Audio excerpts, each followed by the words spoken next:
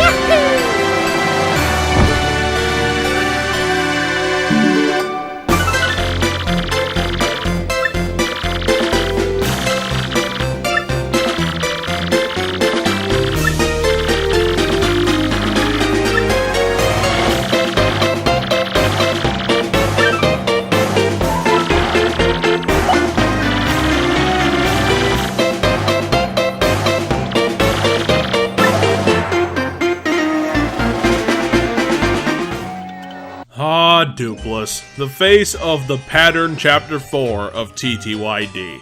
It's a shame that Twilight Town's level wasn't hashed out well by Intelligent Systems, since it had a boatload of potential on display.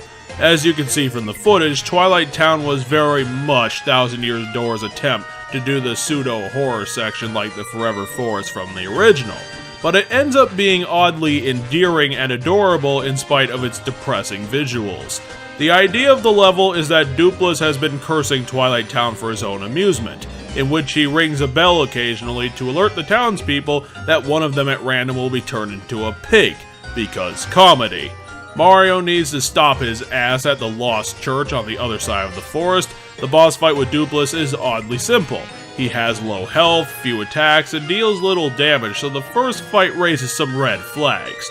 Yeah, something weird happens, and by weird, I mean it's such an idea that I still don't really understand what happened in full. Mario gets copied by Doopliss during the fight, which creates the Mario Shadow that Doopliss transformed into since his dialogue is coming from it halfway through the first fight, but then afterwards, Mario and Doopliss switch bodies and he needs to play a game with the jerk to get his body back, and then fight him again. I have no idea how this was supposed to work. But one thing I know for sure is that Chapter 4 was sacrificed on the altar of stupid backtracking. The shame of the Twilight Town level is that all of the content and gameplay of Chapter 4 is spent in making Mario trek back and forth and back and forth and back and forth from Creepy Steeple to Twilight Town to solve the game's puzzles, and that would have been somewhat okay if the game didn't respawn all the enemies every freaking time you had to do that.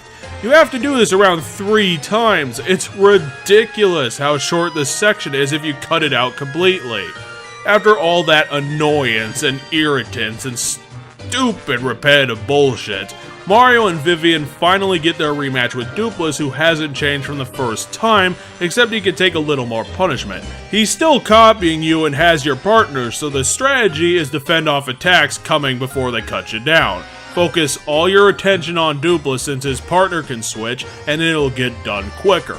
His attacks are all easy to guard since he's using the exact attack patterns from yourself, and then it's finally over. It pains me to say that this level isn't great. It really does, because the idea of Twilight Town and Doopliss was such a great idea, dripping in uniqueness and a tangible darkness in its beautifully dismal art style.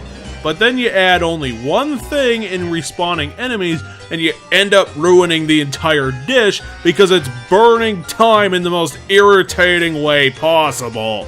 Doopliss, you can go fuck yourself right now. You are a terrible person.